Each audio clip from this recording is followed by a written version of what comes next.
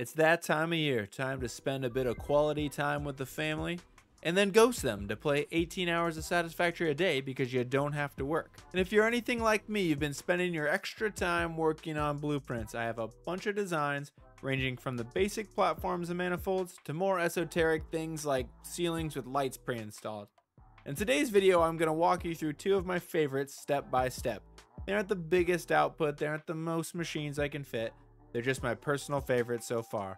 One is an interesting way to chain together manufacturers, and another is a self-contained unit for an assembler. We'll start making our manufacturer blueprint by using a blueprint. The first thing that I went and did was just build these 4x4 platforms. So we'll get out our manufacturer and line up the front with that line of the foundation and center it right in the middle like so. And we're gonna bring our belts down either side like this. So let's get out our splitters and we're gonna put them right here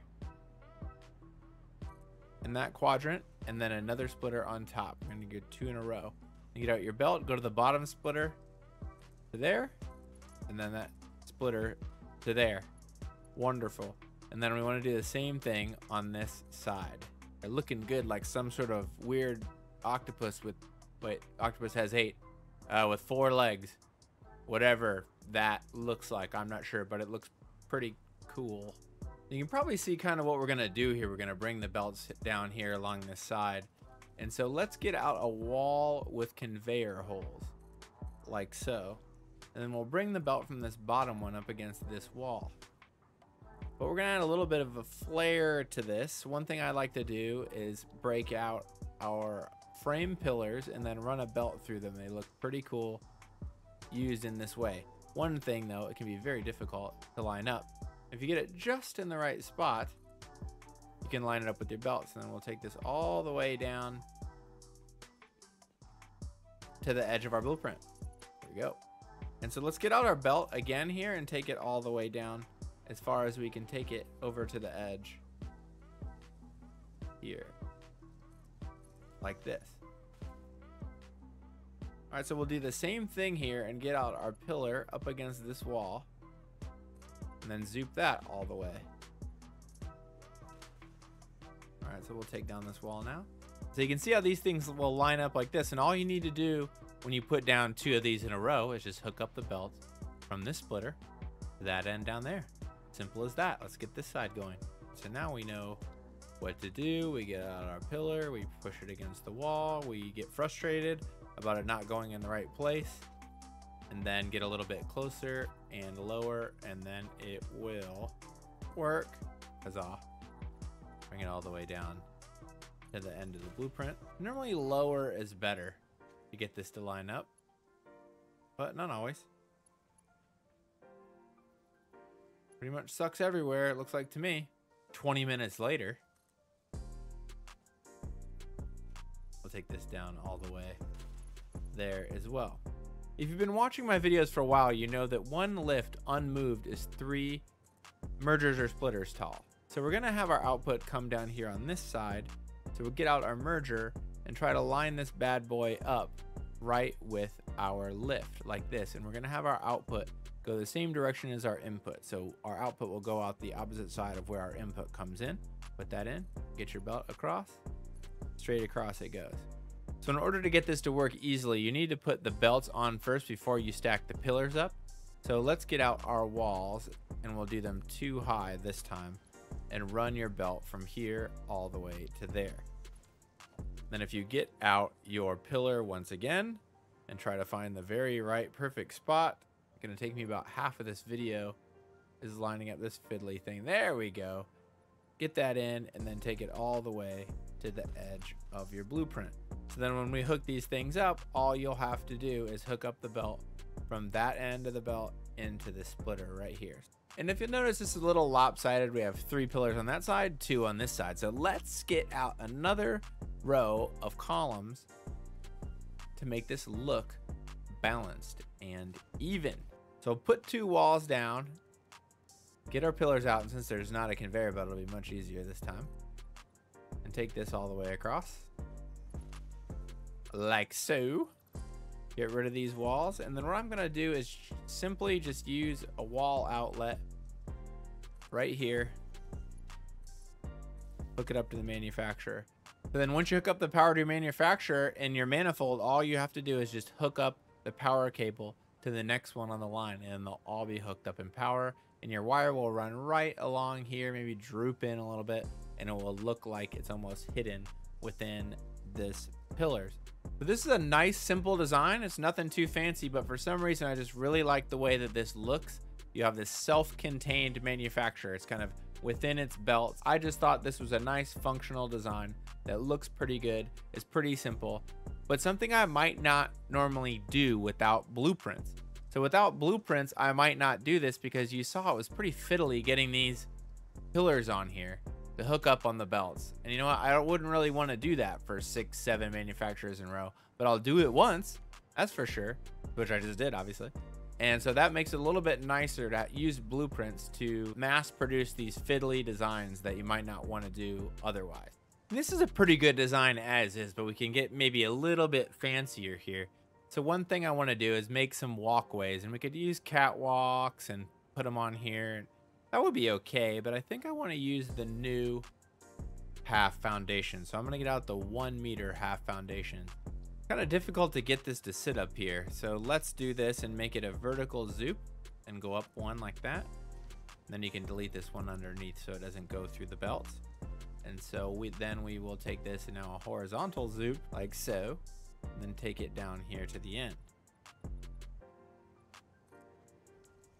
So one thing this does actually is I think this makes the power look pretty cool. It barely sticks out of there, and the wire goes right into that little nubbin, which looks pretty cool. So I'm gonna pull out some railings as well, and then we're gonna turn this into a long walkway like so. And sometimes I like these railings, sometimes I like the other ones. I just love this blueprint for some reason. I'm not really sure why, but the front looks pretty cool. I like the way the pillars look when you stack them like this with the belts inside. And I think it's a pretty nice organized way to get your inputs and outputs moving in the right direction, and even giving yourself a little bit of walkway for factory inspection.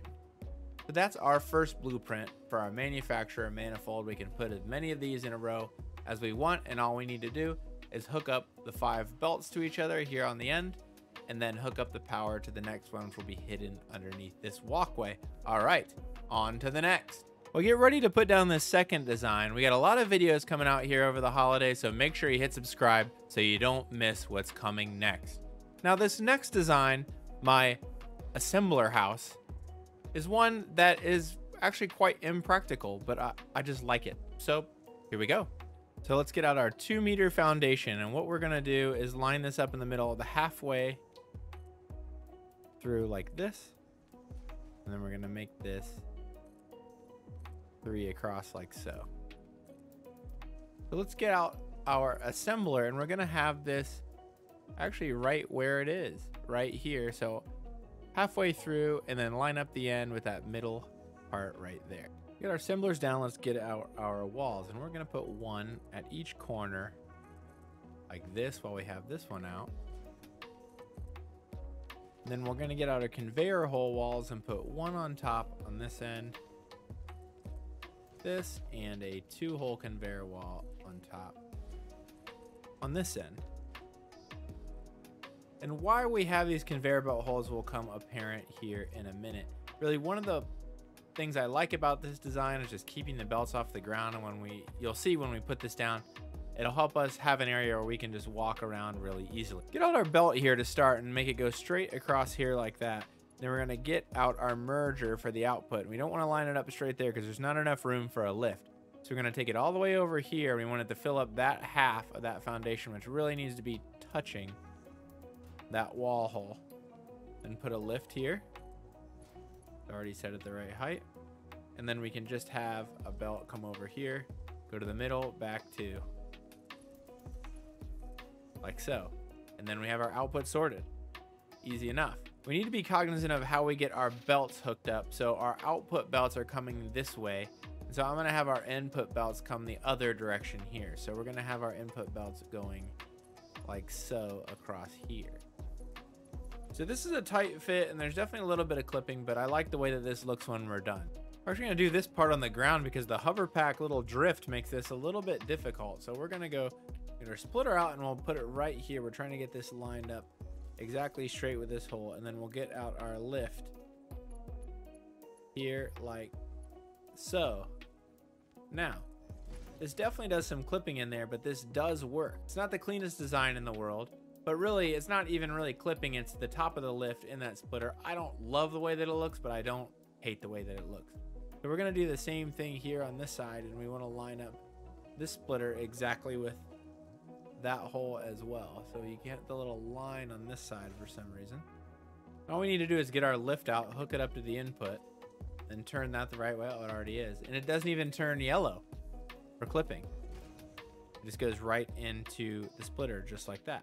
So you may not like this lift into the splitter look. I don't mind it at all. And it fits this in a nice compact way above the top of the assembler into a nice little room. So let's try to polish this off. So I'd like to use these windows right here. Like so. And then we'll use the fix-it walls, which are on my hotbar. So I don't know why I'm going into the menu. Right here. And right here. Do the same thing in the back here, but just in case we need to get in to fix anything, we're going to put a little door in right here. And then use our regular walls for the rest. We have this nice little room. Okay. The one thing I want to do here is use the new-ish roof pieces, and we'll put our corner roofs on each corner. Like so.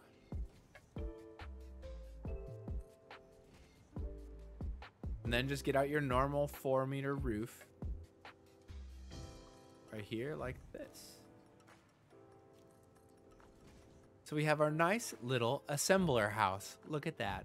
Isn't it cute? Lets the light in, lets the inputs in, and lets the outputs out, just like we need. So let's get some finishing touches on this bad boy.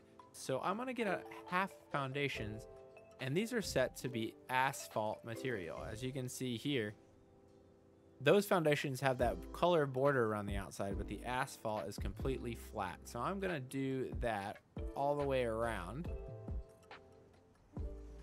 We'll add a little bit of a space buffer around the outside of our little assembler house. Half foundations do have some weird snapping.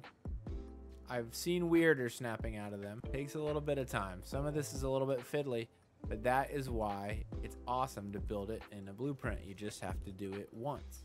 So last thing we really need is some power. So we're gonna get a little double wall outlet here. And we're gonna put it on right on the roof line. So it's hard to do it. It disappears like this, but so what you can do is if you get it right there on the edge, then you can move it over to the roof line right there. And so let's put this on the other side as well, thinking about daisy chaining these things together. We want it in the same spot like this. All right, so let's go in our little door. Where's this little smoke coming from? What is that? I have no clue. Anyways, so we'll grab the power from this side like so, send it across to the other side, but we need to run around and we're gonna hook it up to the machine. Send it across to the other side like so, and then hook up the machine to our power as well, like this. This looks pretty good, but I want to add a couple extra elements to it. Let's get out a street light, and we're gonna move this straight to the middle of this tile, like so, but then move it 2 spaces out, like this. We're gonna go back to the middle, and go 2 spaces the other direction, and then spin it around, like this. And so what you end up with looks like one giant 2-headed street light. This is one of my favorite things to do with street lights. And then we'll hook these 2 sides together right now while we're here, like this. Then we're gonna hook up this side to the power because that's the closest power to it. And we'll do the same thing on this side too, just to match it. We'll have a lot of lights and I think it will look pretty good. We'll hook this one up to the power. So then once we hook this whole thing up to the power, it will light up all 4 street lights. And there'll be another one right here. So this will be a pretty bright design. And I think it will look pretty good when we put out kind of a whole field of these things. And one last simple thing I want to do. These ends are a little bit flat. So I'm going to take a metal beam and go right down here in the center and just take that up to the edge right there. Nothing fancy, but just adds a little bit of detail to the end here. And we'll do it on the other side as well. So there we go, a little assembler house. Is this efficient in any way, space-wise? Absolutely not. Is it kind of cool and fun? Maybe we'll make a little village out of these things. Who knows? I think I like it. These blueprints are just for experimentation. They don't always have to be super efficient, put out tons of output. They can just be for fun and something for a design, just like this one. So let's get out there and build a couple of these things and see how they look like all hooked up. Under the watchful eye of 2 space giraffes, let's try these blueprints out. Let's go for the assembler house first. We'll get that bad boy out here, and then we'll put him next door. Once you get one down, then it might be a challenge for you to snap it. That one snaps on that end, fine, but we want it to snap this direction. Sometimes it doesn't quite do it. So you mess around and hit control, it should snap together like that. And so to use these 2 things as a manifold, all you have to do is come up here and hook up the belts, like so. And then the power to each other like that. And then you just need to hook up the power on one end to a power source. Like this. And as easy as that, you have yourself, at least this is a 2 assembler manifold, which will be quite well lit. And you can run a bunch of these together, and you know, this will look a little bit cooler than a bunch of assemblers in a row, like in my electromagnetic control rods factory. This would have been pretty cool, but it's taking up a lot of space to have 23 of these in a row. But this looks pretty good, I think. And you can just say, use this as inspiration for similar designs where you have little buildings or lights, like we could have light control in here so we could change the color, that type of thing. So I think this design will look pretty good. We can space these out as much as you want to. You can put foundations in the middle and it still all works. You just need to hook up the belts and the power cables and off you go. Even take a look at it down here from the top and see the lights. Pretty useful. All right, so here's the downfall of the blueprints right now, but you don't dismantle them in blueprint mode. You dismantle them one at a time. So get out your mass delete and go wild. I got that mess cleaned up. Let's try our manufacturer manifold and give it a look-see here. All right, so we get this out. That was weird. Never seen that before. Where are those guys going? What on earth is going on? Did you see that? Look at all that stuff. Where's it going? Look at this. All the parts of this manifold are flying away over here. They're still going. Where are they going? What on earth? What on Massage 2-A-B or whatever the name of this planet is? Never seen anything like it. It's amazing. A flock of construction materials. Honestly though, where is it going? You know, I had a bug earlier when I tried to pull out this blueprint, and it built the blueprint again in the blueprint machine. I wonder if this is trying to fly all the way back to the blueprint machine from across the map. It has to be what it is because it's going that direction. Unreal. What a bug. I guess when we go back there, we'll see if this blueprint is built in the blueprint machine. That's completely ridiculous. All right, so let's get back here and test to see if this thing works. All right, now we'll break out the blueprint. Hope we have enough ingredients left. Are there more gonna fly? What in the world? All right, fine. So we'll put down this manufacturer here, and let's see if we can get this one here to line up. And now I can't afford it because all my stuff flew back to the blueprint machine for a second time. That is an extremely unwelcome bug. All right. Well, I guess you're just going to have to take my word for it because I really don't want to run around finding cable to finish up this video at the moment. So look, you're going to put this second one behind it, hook up the belts, hook up the power, and there you go. Even with your little walkway here. Add some lights to it, add whatever you want, design around it. It'll be fun. So before I go track down where in the heck my construction materials went, I want to tell you about a new way to support the channel. I've started a Patreon. You can find a link in the description or on my channel page. And for just $3 a month, you can join me and get exclusive access to my saves and all of my blueprints. So that's it for today. Until next time, I'm DrLootCrate, and stay stoked out there.